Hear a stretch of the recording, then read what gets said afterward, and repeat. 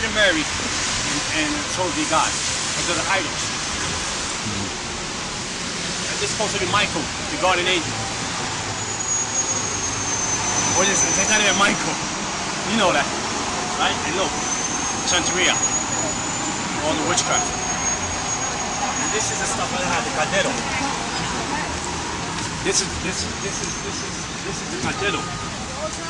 And this is. Remember remember the tabernacle, right? When people met Jesus, they had to meet Jesus. This is the tabernacle of the devil. This is the tabernacle of the devil.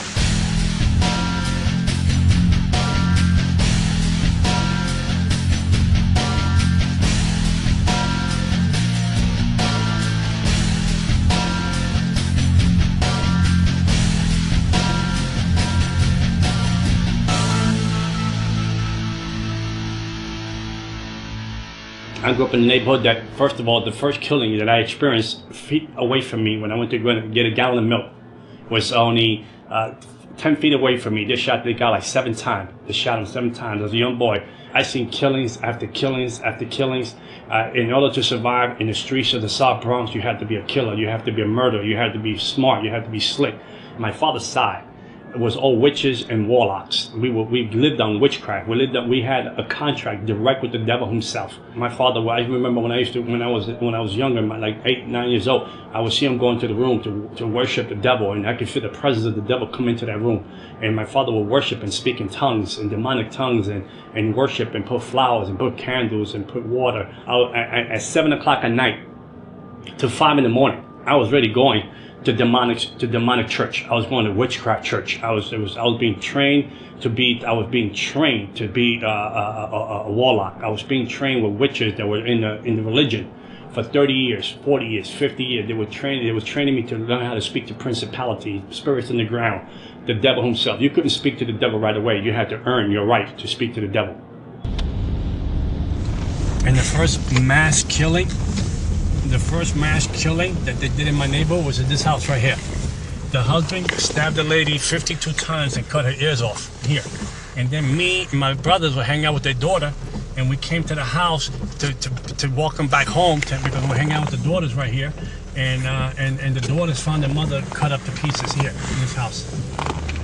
I was in a schoolyard playing with some friends in the schoolyard, and the pastor came, and they had this band came in, and they started singing songs, and people started to gather in the schoolyard, and it was an amazing atmosphere, amazing joy in that schoolyard. And I came from a broken home. This pastor's up on stage, and he's talking about some Bible story and some Bible book, and he's talking about how God loves everybody and all this other stuff. And for the first time, I'm getting kind of captivated. Wow, maybe God does love me. Maybe God wants me. Maybe God wants my family.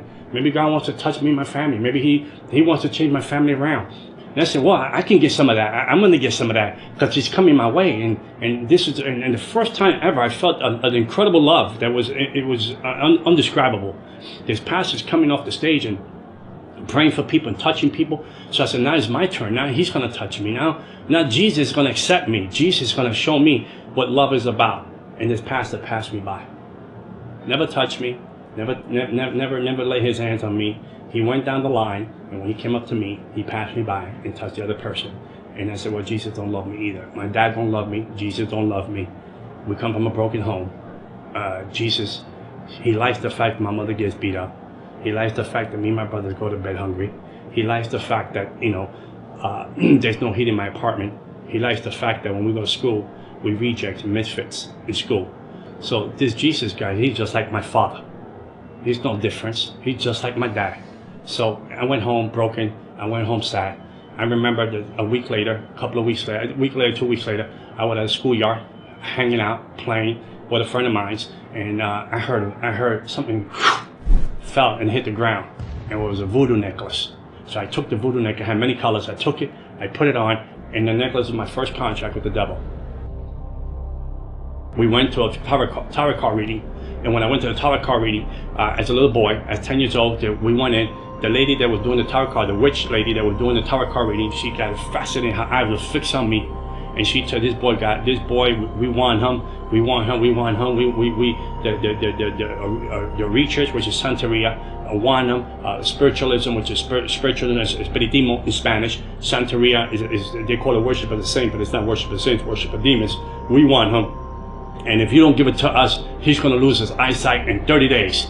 So my mother was so desperate as a mother. My mother saw her furniture. My mother saw her bed. She saw her bedroom set to get $250 to do my first ceremony, because this lady put so much fear in us, so much fear in my mother, that my mother had to sleep in the floor because there was no bedroom for her to sleep into, because she didn't want me to lose my eyesight. So they initiated me to the dark side at the age of 10 years old. So the first love, the first encounter I had as a 10-year-old boy with the devil showed up and took the offering of giving my life to him, and they put 5 beads around my neck, the 5 worst the 5 worst demons of principalities that are under Satan. They put them right under my neck, which is Santeria. They put them right under my neck, and they said, "These are going to be your spiritual guys, and this is going to be your guardian angels, and they're going to take care of your life from now on." This is the building, this corner building here. It used to be almost abandoned, the corner building here. It's in the book. That I used to go up and down. Me and my brother used to go get the water and the pump. We go to the pump right there. All the apartment was all empty. The apartments, all the apartments was abandoned. Over here, only me, my family, and 2 other families lived here. And my whole childhood was stolen. My whole childhood was worshiping the devil, going to demon church. I would go to demon church from 7 in the evening to 5 in the morning, being trained by witches and warlocks, colors, principle, rights. Who owns this region? Who's in this region? Who's running this principality? What principality name is this? I had how to channel powers. At the age of 13 years old, I was astral projecting my body. I would leave my body home and go to regions and go into the spirit realm and curse dark side, curse neighborhoods, put spirit of prostitution, spirit of drugs into the neighborhood, homosexual spirits here, demonic spirit here, spirit of murder, spirit of suicide. I know how to channel all those spirits into the neighborhood. At the age of 15, 16 years old, I was going into hospitals and putting death in ICU, death in one room, so this person couldn't die, because I wanted to be promoted with the devil, to move up that ranks, to be the biggest devil worshiper in New York City. The devil became my daddy. He replaced my dad because I prayed and I said, "You killed my dad." At the age of 33 years old, my dad got shot in a nightclub in the face for a woman that wasn't even his, when he had to go up and home. And the devil took him out. The devil said, "I replaced the old to keep the new." And the devil became my daddy.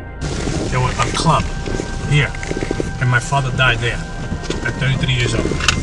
And we lived over there. And then when I was 11-year-old boy, there was a store right here in the corner.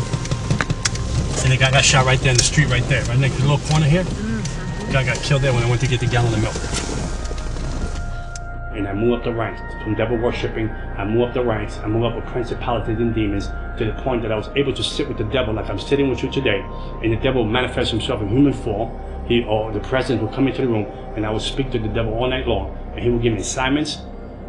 I would go to 5 clubs or 5 lounges a night to look for people to recruit to the dark side. I would tell people their fortune. I would tell people their lives. I would tell people things that they did, things that was going to happen to them. That then they had no clue who I was. They didn't know who I was. I just had the demonic powers. I had a taste for blood. I would kill animals and drink the blood every week. If I didn't have time to buy an animal, I would cut myself and drink my own blood. The ring of the people that I was with, that was in this demonic world, doctors, lawyers, principals, judges, police officers, they were all into witchcraft. There was all, even singers today that are very well known. I would move principalities from that region to control demons on the ground, to operate the church, to cut down the church, to cut down the growth of the church, to cut down the opportunity for people to get saved. I would be drunk. I'd come out of a club and I would have demon possessed, drunk. I would stand in the middle of the street and say to God, "Come down. You want some of this? You want me to slap you in your face? You want me to spit you in your face? You come and mess with me." I got married on Halloween. I had a demonic wedding on Halloween. I got married on Halloween. All the demons and principalities from different regions around the world came to my wedding. No human beings came to my wedding. They were afraid to come to my wedding. So I had I sent out invitations. No one showed up. So there were no wedding gifts. But demons came to my wedding and baptized my wedding. So my wife was a witch. I was a witch. And then my daughter was born, and I was training her to be a witch too. I remember the first time that I was going to sacrifice my first human being. The devil was sitting in the passenger side of my car when I parked. He said, "You love me?" I said, "Of course I love you, Daddy." He said, "There's a guy on the rooftop. he's gonna try to take you and take your money or hurt you. You kill him if you love me.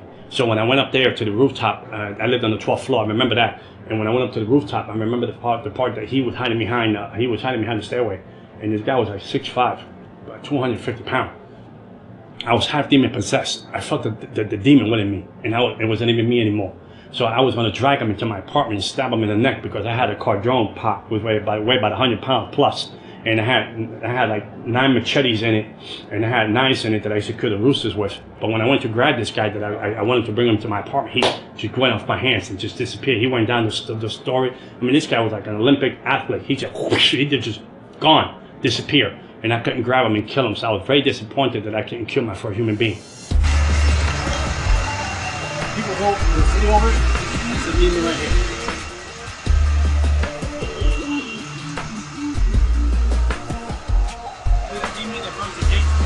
This is the one I was telling you about that is in my book.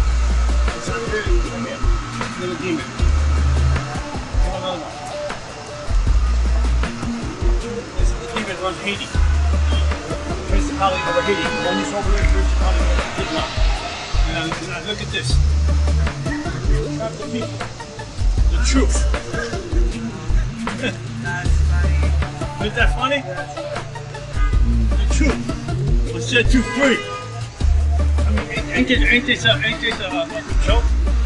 They put it up there so people can think that they're part of this. What is this place? This is the Botanica. This is a place that everyone in the Bronx come here to buy the ingredients to do witchcraft and hurt people and kill people. This is the place. We can go inside.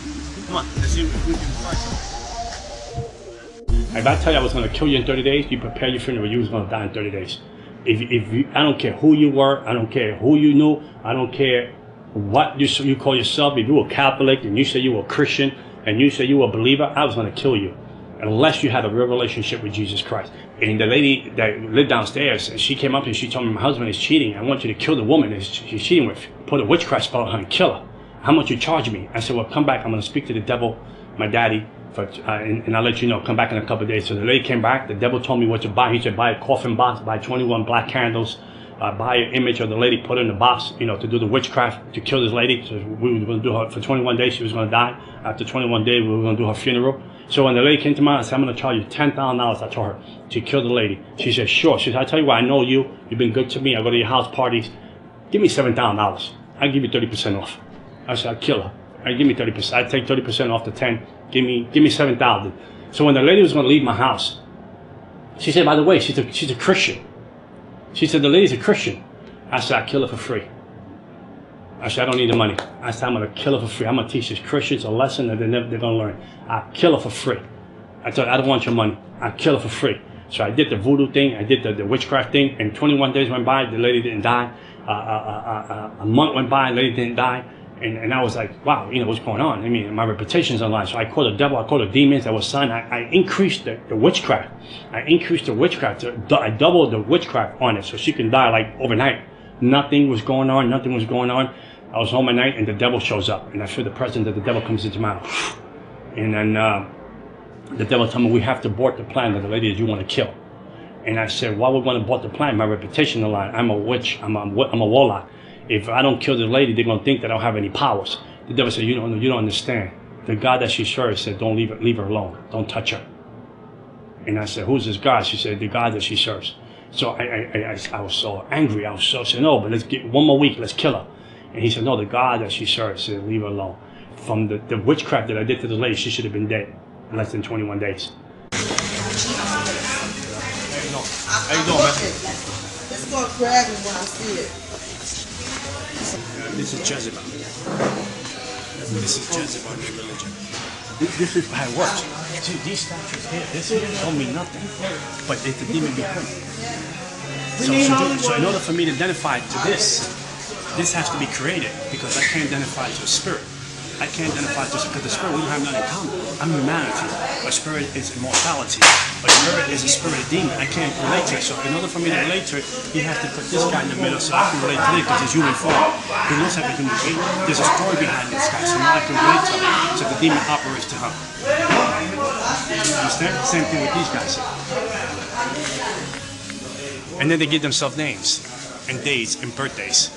They say these are how the American Indians get caught up with demonic forces, and they get caught up into the occult. These are the entrapment of the Native American Indians.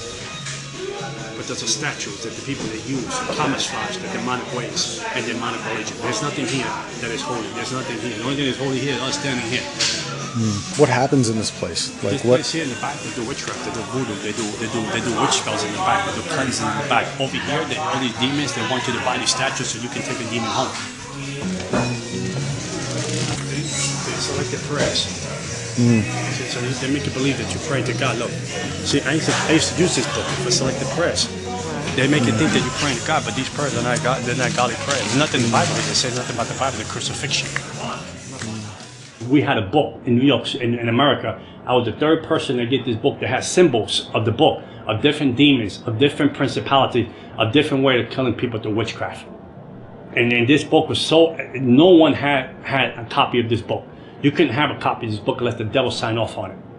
And I was the third person that received that book. And I would take symbols from that book and do witchcraft to people and put people in make people lose their mind. I put witchcraft on people, make people get diseases out of nowhere. I put witchcraft on people, make people get leprosy. I put witchcraft on people, make people get cancer. I mean, I did witchcraft to people. I gave people miscarriages. I gave people abortions. I put people in hospital for surgeries that didn't even have to go surgeries. I did witchcraft so people can lose their minds. I put spirits of bipolar, schizophrenia. I put spirits of disease on people. I put suicide spirits on people. I'd be up all night long praying and talking to the devil.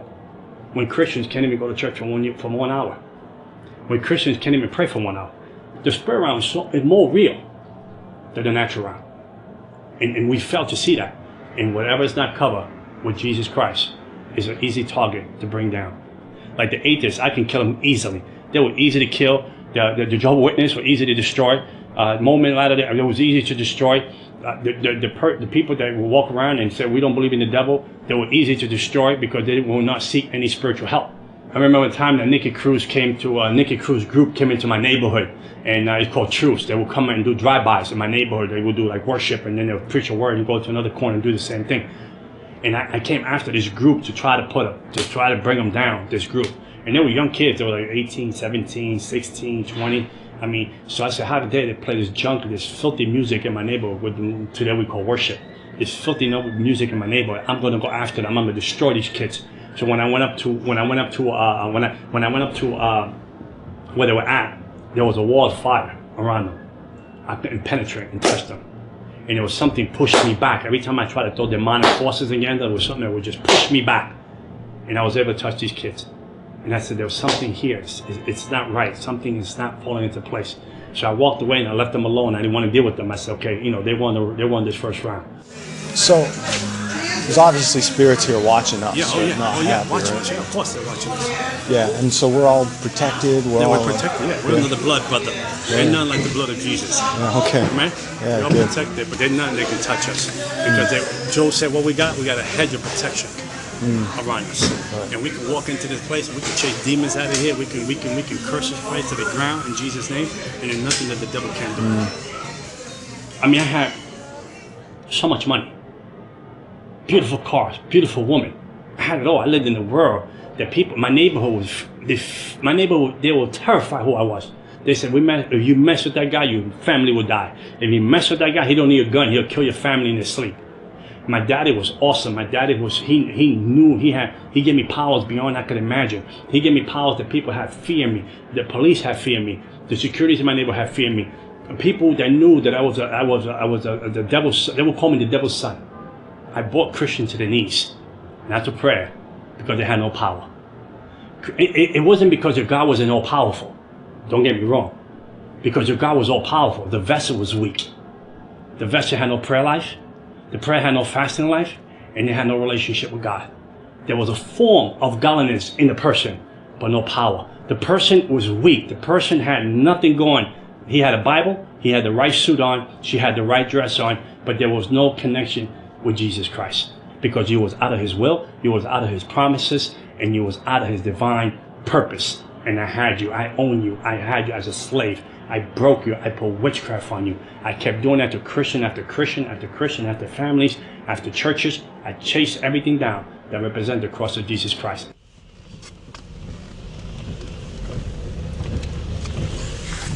Very demonic place. So that place has an effect on the whole neighborhood, you're saying? Oh yeah, of course. Oh, that just had this whole region on lockdown. That's the devil's throne. We just went into the devil's throne. That throne been there since the 80s.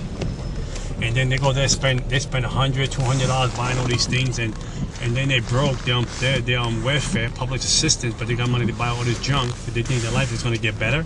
They think that their life is going to improve. They think that they're going to make progress in life. They think that they're going to break generational curses. They think they're going to break, vex spells, voodoo. They think they're going to break all that. And basically, God said, "I come. I do it for you for free. Just give your life to me, and I'll set you free." But they don't want that. That's too difficult for them. That's too complicated for them. But they can walk into a place like this and drop $200 to think that their life is going to be free, and they're going to live a life in abundance. I had contact with the principality that runs Haiti. His name is Candelo. I had contact with him. I had contact with demons in Miami.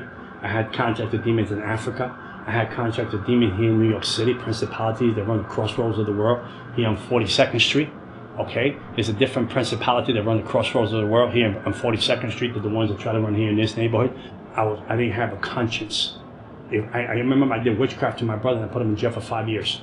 The witchcraft I did to my own brother, my own flesh and blood. I did witchcraft to him. I put him in jail for 5 years. My other brother, there was a warlock. He came into my house one time with an attitude, and the demon jumped on him. And he ran out the house. He couldn't hold the pain in his stomach. My mother can bear witness to that. I did so much ceremonies in my body. I did so much ceremonies in my body. The last ceremony I did was not only sell my soul to the devil. I did a ceremony that I had to swallow animal blood and gunpowder. It was called Sansi. Sansi is a ceremony of Haitian and French, that you do this ceremony with a demon. So when I go to people's houses and eat, they can't put witchcraft on the food. I did that kind. I did all the ceremonies you can do. I knew I would go to demon church. And every year, we will have a meeting, a secret meeting. All the high witches and warlocks will have this meeting to find out what principality we were going to usher out and bring in to run the region. We were more organized than the church itself. The kingdom of darkness was more organized than the church of Jesus Christ. We knew how to do ceremonies. We knew how to do things before the year was over to prepare ourselves for the next year. When Christians couldn't go to church and pray for 1 hour. When Christians couldn't go to church and have a consistent relationship with God. I even took a sabbatical from witchcraft. And the devil punished me, took my eyesight for 1 year. I was completely blind for 1 year. Registered with the Commission of the Blind. I was completely blind. They was training me to use an eye-seeing dog. And they was training me to use one of these sticks that you use that you walk the streets with. My mother took care of me for 1 year. My eyes went black. And a mist of gray went over my eyes. I was completely blind. And when I gave my life back to the devil, after 7 surgeries, the devil gave me back my eyesight. And I could see again. And that was my punishment for taking 1 year off. I wanted to take off. The devil said, "You want 1 year off? I'll give it to you." He took my eyesight. And that's the world I lived in. If you mess with the devil, he'll kill you, he'll kill your family. It was a fear that will grip you beyond measure, that you could not leave this religion. You could not leave Santeria, you could not leave Palamanyumbe, and you could not leave spiritualism. The doctors could not explain how I lost my eyesight. Meanwhile, Christians, and I was like, why Christians do bad, and Christians sometimes miss the mark, and the only thing that shows up in their house is grace and mercy. When you show up with the devil and you do something the devil don't like, he kills someone, he kill your family member. And I remember the devil warned this lady. She said, "You can't be with that person no more." And she didn't care because she was in love with the person. The devil, demon possessed a homeless guy in the street. He took a hammer, hit her 17 times over her head, and killed her. One day I was sitting home, and it was amazing. I came from a nightclub the night before. I was sitting home watching a show called Jerry Springer. I know, the crazy show. People beat each other up. I get joy out of that. I was getting joy out of that, laughing. For the first time, I heard a voice say to me, "Son, I am coming soon. What are you going to do with your life?" An audible voice shot from across the room. And I thought it was the TV that was talking to me. And I said, "No, it can't be the TV because these people are beating each other up." This voice, I knew the voice of the devil. I would sit with the devil like I'm sitting with you today. And he would come into human form. He will come in the room. He'll come in sometime. The presence of him will come into the room. The atmosphere changes. And I know he would sit with me and he would talk into my conscience and we'll talk back and talk all night long. I knew that too. I knew it like you know the back of your hand. I knew every demon, every principality that ran the region. Ran everything in America, everything in Canada, everything that ran. I knew every principality that ran, every occult, Wicca, New Age, Buddhism, Islam, Santeria, spiritualism. I knew every principality that ran. I had a contract with every principality with them. I had straight A marks with every principality, every demon on the ground. The devil, Jezebel. I had new demons that I can't even tell you the name because you won't know who they are. I knew them all by name. And this voice was very different than any other voice. When I heard that voice come out of nowhere, it came out of the air, the voice. And I went into shock. And then I saw a vision from the other side of the apartment that the sky was on fire and people underneath. I saw people running for cover, but there was no cover where to hide. And I said, why would I see that vision? So I shook it off. But I remember I went to sleep, and like a deep sleep. Like someone put anesthesia, and I went to sleep. I ended up in a train full of people. I couldn't believe that I was in a train full of people. And this train was going faster than you could ever imagine. I'd never been on something this fast on earth. And it went into hell. And Jesus Christ took me to hell. And when I got to hell, the doors opened. I mean, there was a slam in the doors. There was an unspeakable echo. The doors opened. And there was heat that came out of nowhere. That I felt like you were going to suffocate, the heat that came out. And I got out the train, and the people in the train, they had no faces. But you could see the fear on the people on the train. You could feel the fear, the impact of the fear, that they were going to a place that they were never going to return. And the place was packed. And then I tried, I said, I can't die here. I said, I can't die. This is not for me. I wasn't born to be in this place. I was saying this to myself. I was not born to be here. So I tried to find like a tunnel in hell. And I was walking to the tunnel. I was trying to run to the tunnels in hell, try to find a door, maybe a window, maybe there was a gap somewhere that I can come out and come back to reality. But there was no gap.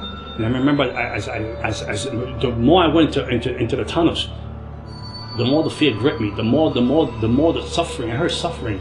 Darkness drapes over you. This fear drapes over, like you're wearing a garment. This fear drapes over you. It's something you can't even control. You have no control over. It's something like it grabs you. That it don't let you go. I couldn't see the hand in front of my face, but I hear the wailing. I hear wailing. Like, you ever hear like a kid wail and an animal wail at the same time? Like, it's like that kind of wailing. It's indescribable. And it was a heat and a smell that was like if you was like in the sewers of the gutters of New York City. But crazier than that. And then as I came to a part of the tunnel, the devil showed up. He said, I was your daddy. He spoke to me in the amount of time. I was your daddy. I gave you everything you needed. I took care of you.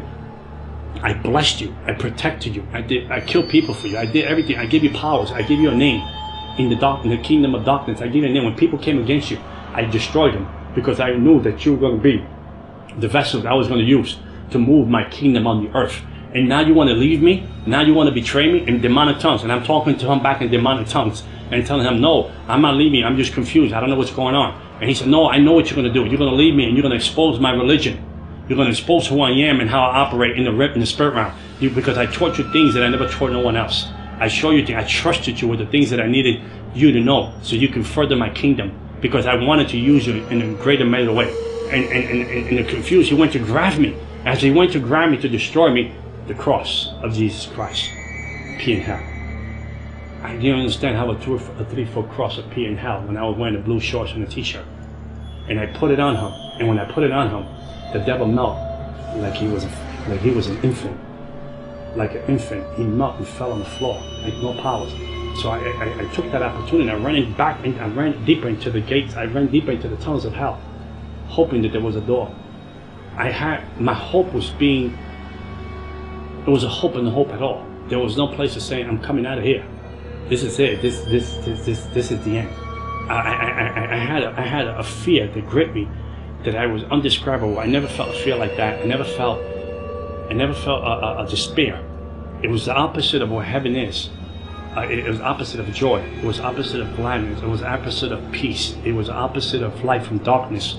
It was a place of torment, a place of, if I'm here, my family don't know I'm here. My daughter don't know I'm here.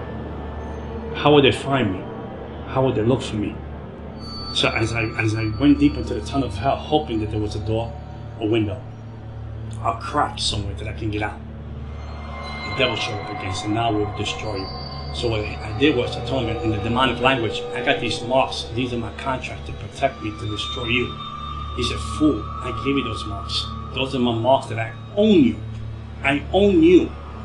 No one owns you. I do. And you're going to live for me or you die. And when he went to grab me the second time around, I said, it's finished. I said, this is it. He went to grab me the second time around. The cross of Jesus Christ appeared in hell. There's no greater love than the cross that will come for a sinner like me in hell. So when David said, if I make my bed in hell, he knows I'm there. Grace and mercy showed up in hell. Grace and mercy knew my address. Grace and mercy have a plan for my life. To my unspeakable, demonic, selfish ways, arrogant, self-centered ways in hell, when I was done for the count, Jesus Christ loved the misfit. And he said, I have a plan for you. I loved you beyond you can ever imagine. And he showed up in hell. And when I woke up, then my spirit came back into my body. I woke up and I bent my knee to Jesus Christ. I had $100,000 witchcraft stuff in my house. I threw witchcraft away. I threw religion away. I threw everything that had to do with darkness away. The people from Haiti, the people from Cuba, the people from Miami and New York said we have to kill him because he knows too much. We have to destroy him. We have to kill him because he knows too much. He's not one of us anymore. And they came for the kill. They did their best. They came for the kill. I would sleep during the day. To stay at night when the demons show up and tormented me for 30 days. They tormented me for 30 days. They would grab me by my throat, pick me off my bed. The room would go cold. I would lay in my bed. I felt another person lay next to me, ice cold, another person. I would look like this and I can feel the presence of that. It was the devil himself laying in my bed. For 30 days, on and off, tormenting, torture, trying to steal my mind, trying to rip my soul out of my body, trying to rip my spirit out of my body. I would tremble at night, like never trembled before, 30 days, and I would cry out. I didn't know how to pray. I said, Jesus, Jesus, Jesus. Didn't know how to pray. I said, maybe I pray like my sister prays. I heard her in church, she prayed this way. I heard that person pray this way. I would bring all these prayers together to try to put them together like a puzzle, to try to fight for my life. And one day I was in church worshiping, and I would ask the Lord, why you let these people, why you let this happen to me? And one day I heard the voice of God again. He said, I wanted to see how much you love me. And he said, I wanted to see how much you trust me. And ever again, I was tormented by the devil. And I became an evangelist for Jesus Christ. 14 years serving the Lord, and I will never trade it for nothing in the world. And I know that somewhere in Hallelujah Boulevard, there is a mansion for John Ramirez. And one day it says, welcome home, well done, faithful servant. And I tell you, there's nothing. And I'm not talking about Christianity. I'm talking about relationship with Jesus Christ. He is my Lord and Savior. He is my beginning and end. No weapon formed against me will ever prosper. I died when Jesus said I go home. Not because of a witch, not because of a person, not because of heck, voodoo, vex, incantation, none of that can separate me from the love of God. $100,000 of witchcraft, selling my soul, marks here, marks here, marks here. But the biggest mark is here, is the love that I have for the cross. And nothing like the cross of Jesus Christ. And I tell you this, and I end with this. I was cursed, I became blessed, because the one that was blessed became cursed for me. And I switched daddies. And my daddy sits in the universe. And he loved me beyond I could imagine. And that love now I can give to my daughter. And my daughter today, she's a born-again Christian, graduate from college, psychology major. And I know that God's going to use her in a greater way. Because the baton that I have, I will pass to her, the right baton this time. And I know she'll do a greater exploit than her daddy. And before I leave the earth, people will know that John Romero was here because he served Almighty God. Amen.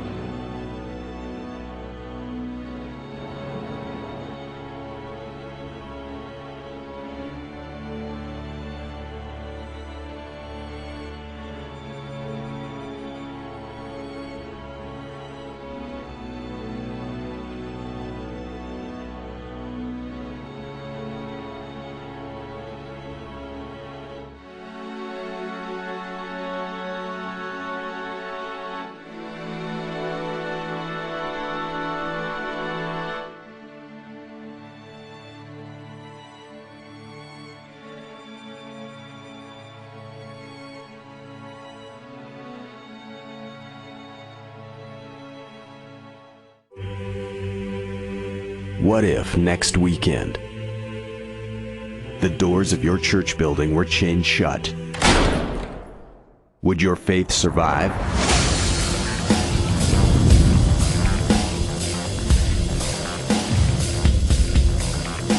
Has Sunday morning church attendance replaced a vibrant, living relationship with Jesus Christ? Have we lost the essence of true biblical Christianity?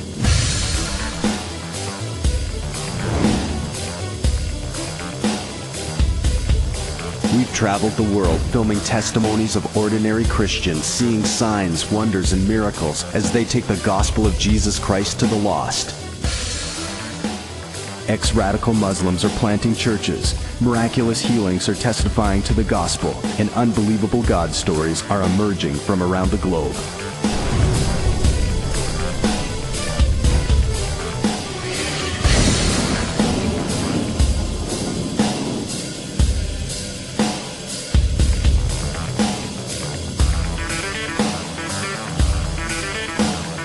I believe that Jesus died on the cross for more than good Sunday morning services.